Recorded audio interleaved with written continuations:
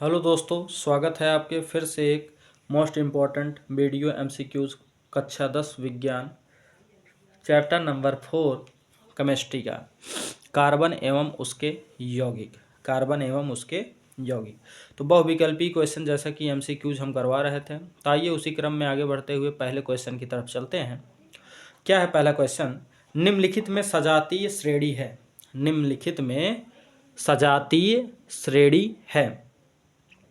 C2H4 C3H6 ये सजाती है कि नहीं? CH3OH तथा CH3CHO ये सजाती है कि नहीं? कि HCHO तथा CH3CHO ये सजाती है कि नहीं? C2H5 दो कार्बन 6 हाइड्रोजन और 1 ऑक्सीजन, फिर 2 कार्बन 1 ऑक्सीजन और 6 हाइड्रोजन, इसमें भी है। अच्छा, इसमें देखिए 2 हाइड्रोजन 2 हाइड्रोजन 2 हाइड्रोजन कहाँ? देखिए इसमें एक 2 हाइड्रोजन और यहाँ 3 ये 1 ये 4, तो ये पहले ही असजाती हो गया अर्थात विजाती हो गया। यहाँ पर हाइड्रोजन 3 और 1 4 और यहाँ पर 3 और 1 4, फिर 1 कार्बन यहाँ पर 2 कार्बन, तो ये भी विजाती हो गया। फिर यहाँ पर 2 कार्बन यहाँ पर 3 कार्बन, ये विजाती हो गया। तो यही एक ऐसा समूह है लास्ट वाला। हाँ, और देख लीजिए, देखिए पहले 4 हाइड्रोजन यहाँ पर 6 हाइड्रोजन 3 कार्बन 2 कार्बन। हाँ, तो इसमें से जो ऑप्शन नंबर डी है वो आपका एकदम करेक्ट होगा, क्योंकि यही है कि 2 कार्बन यहाँ भी 2 कार्बन यहाँ भी, 5 हाइड्रोजन 1 6 हाइड्रोजन, फिर 3 3 6 हाइड्रोजन, 1 ऑक्सीजन 1 ऑक्सीजन, अर्थात ऑप्शन नंबर डी आपका जो हो वह करेक्ट हो जाएगा। तो इसमें पहला है, तो इसमें जो है वह पहला और तीसरा फॉलो करता है। ठीक, अगला प्रश्न, एथेनॉल को सोडियम से अभिक्रिया कराने पर प्राप्त होती है। एथेनॉल को जब सोडियम से अभिक्रिया कराएंगे तो क्या प्राप्त होगी? तो हाइड्रोजन गैस अर्थात H2 क्या प्राप्त होती है? Hydrogen gas. आइए चलते हैं तीसरे क्वेश्चन पर। तीसरा क्वेश्चन आपसे कहा है निम्नलिखित में से असंतृप्त हाइड्रोकार्बन है। असंतृप्त हाइड्रोकार्बन कौन सा है? तो C2H2 ये एक असंतृप्त हाइड्रोकार्बन है, क्योंकि इसमें जो बांड पाया जाएगा वो कैसा पाया जाएगा?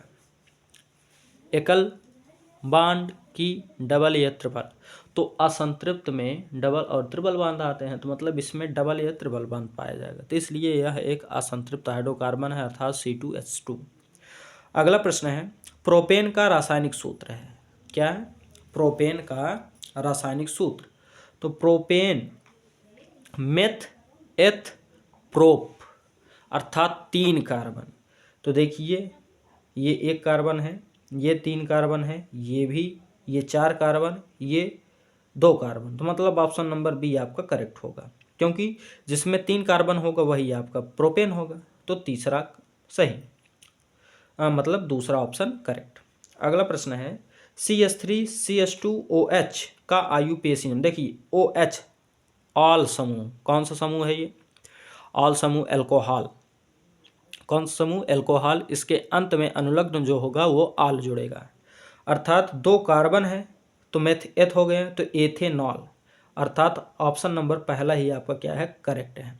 ओके, अगला है साबुन बनाने की प्रक्रिया को क्या कहा जाता है? तो साबुन बनाने की प्रक्रिया को सैपोनिफिकेशन, सैपोनिफिकेशन कहा जाता है। क्या कहा जाता है? सैपोनिफिकेशन कहा जाता है। अगला, कार्बन में कितने समस्थानिक होते हैं? कार्बन के कितने समस्थानिक होते हैं? तो कार्बन के 3 समस्थानिक होते हैं। कितने? 3। अगला, कार्बन के किस यौगिक को चारकोल कहा जाता है? कार्बन के किस यौगिक को चारकोल कहा जाता है? तो कोक जो होता है उसी को हम लोग चारकोल के नाम से भी जानते हैं। कोक जो होता है उसे हम चारकोल के नाम से जानते हैं। अगला प्रश्न, एथेनोइक अम्ल को किस प्रतिक्रिया से एल्कोहल में बदला जा सकता है? एथेनोइक अम्ल को किस प्रतिक्रिया से एल्कोहल में बदला जा सकता है? तो अपचयन विधि से। कौन से विधि से? अपचयन विधि से। अगला प्रश्न है, कार्बन के किस यौगिक में पूर्णतः सममित बंधन होता है? कार्बन के किस यौगिक में पूर्णतः सममित बंधन होता है? तो हीरा।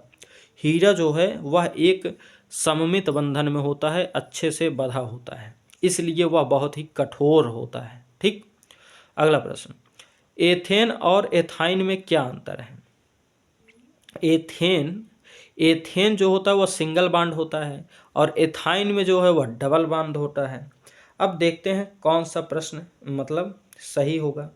तो एथेन एक एल्केन है, हाँ, एल्केन समूह का सही, और एथाइन एक एल्काइन है, एकदम सही। तो पहला ऑप्शन ही आपका क्या हो जाएगा? करेक्ट हो जाएगा। अगला, साबुन और डिटर्जेंट में क्या अंतर है? साबुन और डिटर्जेंट में क्या अंतर है? साबुन जो होता है वह वसा अम्ल से बनते हैं, जबकि डिटर्जेंट जो होता है वह सिंथेटिक होते हैं।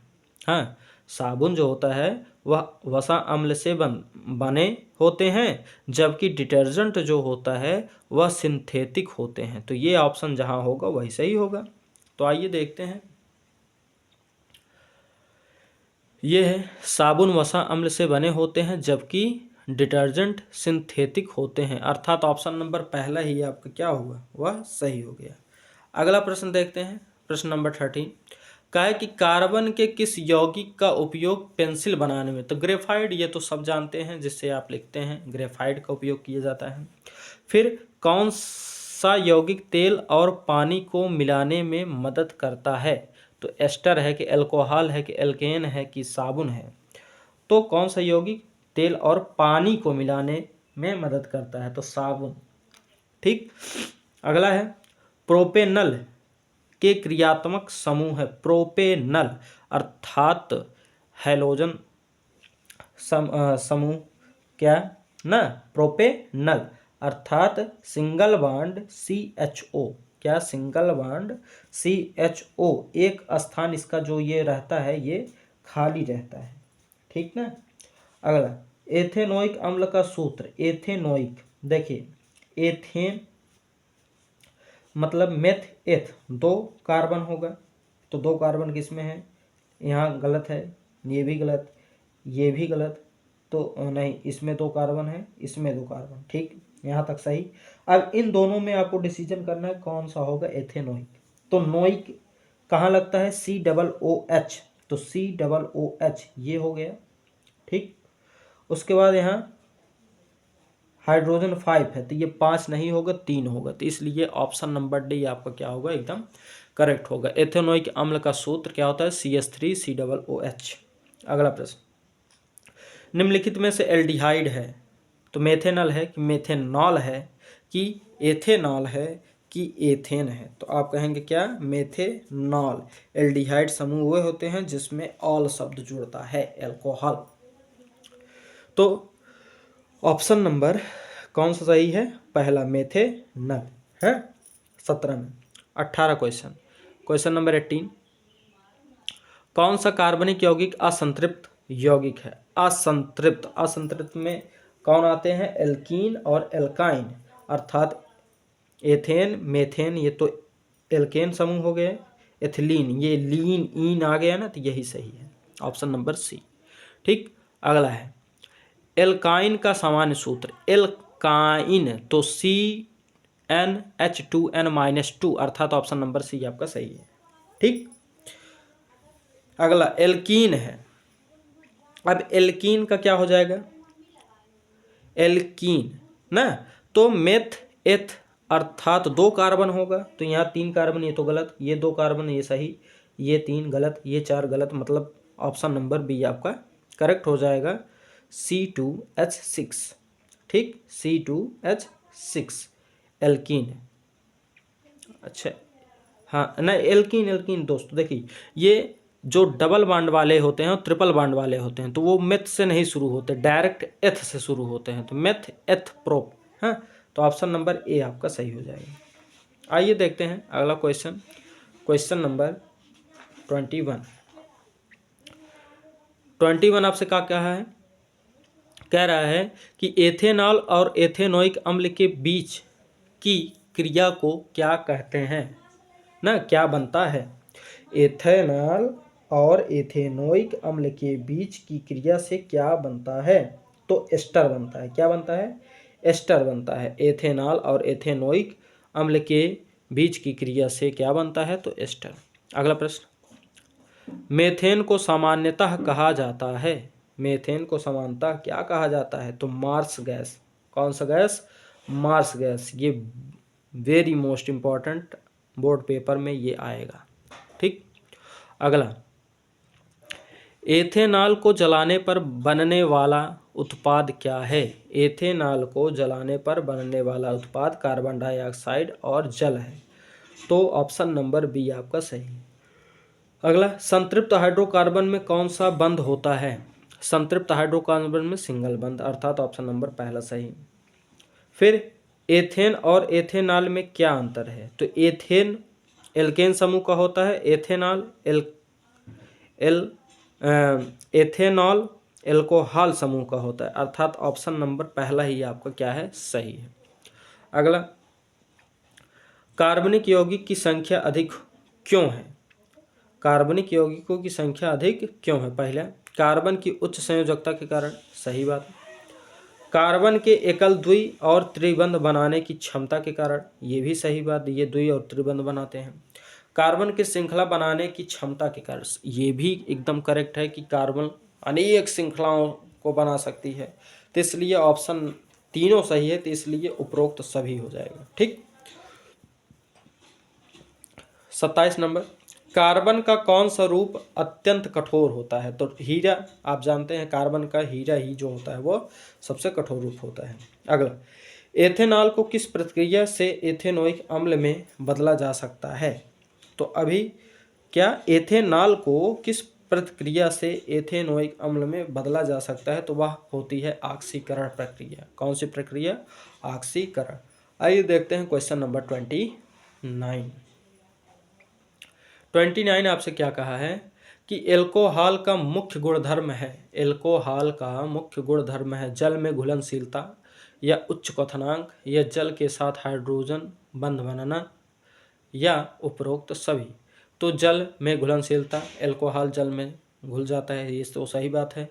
उच्च क्वथनांक भी इसका होता है और जल के साथ हाइड्रोजन बंध बनाता है, अर्थात ये तीनों ऑप्शन करेक्ट हैं, इसलिए ऑप्शन नंबर डी जो है उपरोक्त सभी यह सही हो जाएगा। अगला है, कार्बन कितने बंध बना सकता है।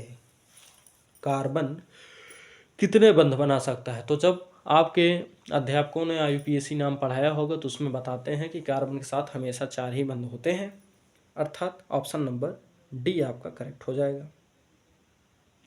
ओके, अगला क्या है, इथाइल एसीटेट का प्रयोग किसमें किया जाता है, तो विलायक में या एरोमेटिक यौगिक या स्वाद और खुशबू में या उपरोक्त सभी। तो ये विलायक है या एरोमेटिक यौगिक भी है और स्वाद और खुशबू में इसका प्रयोग भी किया जाता है, इसलिए उपरोक्त में से सभी क्या है, सही। अगला क्वेश्चन 32, एथेनोइक अम्ल का सामान्य सूत्र। तो एथेनोइक अम्ल का सामान्य नाम, अच्छा सामान्य नाम क्या है, तो एसिटिक एसिड। एथेनोइक अम्ल का सामान्य नाम क्या है, तो एसिटिक एसिड।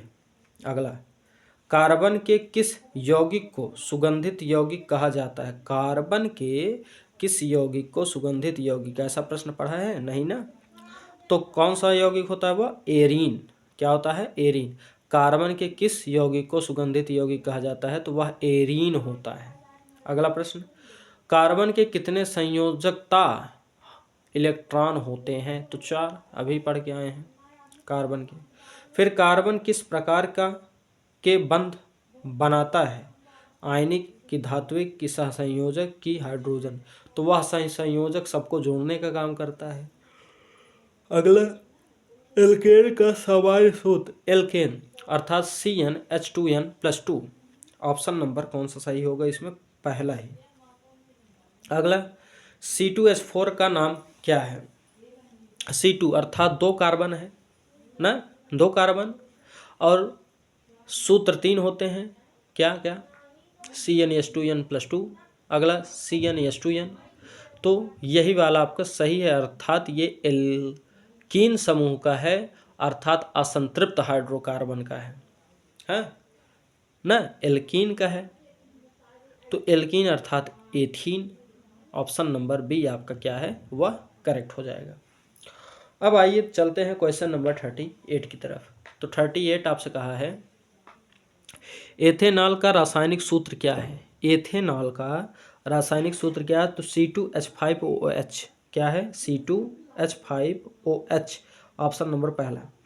एथेनॉल का उपयोग किस में किया जाता है? तो एथेनॉल का उपयोग शराब में भी, ईंधन में भी, सैनिटाइजर में भी और उपरोक्त सभी, अर्थात ऑप्शन नंबर डी आपका करेक्ट हो जाएगा कि एथेनॉल का उपयोग शराब, ईंधन, सैनिटाइजर आदि जगहों पर किया जाता है। 40 साबुन किस प्रकार के यौगिक होते हैं? तो साबुन वसा अम्ल के सोडियम या पोटेशियम लवण होते हैं। ऑप्शन नंबर पहला ही आपका करेक्ट है। 41 सबसे सरल हाइड्रोकार्बन कौन सा है? तो सबसे सरल हाइड्रोकार्बन मेथेन है, क्योंकि इसमें एक ही कार्बन पाए जाते हैं। अगला कौन सा यौगिक एस्टर के हाइड्रोलिसिस से बनता है? हाँ, कौन सा यौगिक एस्टर के हाइड्रोलिसिस से बनता है? ऑप्शन नंबर आपका कौन सा सही है? तो पहला एल्कोहल और कार्बोक्सिल अम्ल। इस प्रकार से मेरे प्यारे मित्रों, ये आपका MCQs समाप्त हुआ चैप्टर नंबर 4 का, जो कि सभी मोस्ट इम्पॉर्टेंट MCQs थे। 42 क्वेश्चंस थे MCQs के इसमें। तो इस प्रकार से ये आपका चैप्टर नंबर 4 समाप्त हुआ। और जैसा कि आपको न्यू सिलेबस के अकॉर्डिंग आपको पता है कि चैप्टर 5 आपके सिलेबस से क्या है, कटा हुआ है। तो इसलिए हम अगला वीडियो अपना बायोलॉजी शुरू करेंगे, जैव प्रक्रम, तो उसके सभी मोस्ट इम्पॉर्टेंट MCQs करवाएंगे। तब तक के लिए धन्यवाद, मिलते हैं अपने नेक्स्ट वीडियो में। जय हिंद।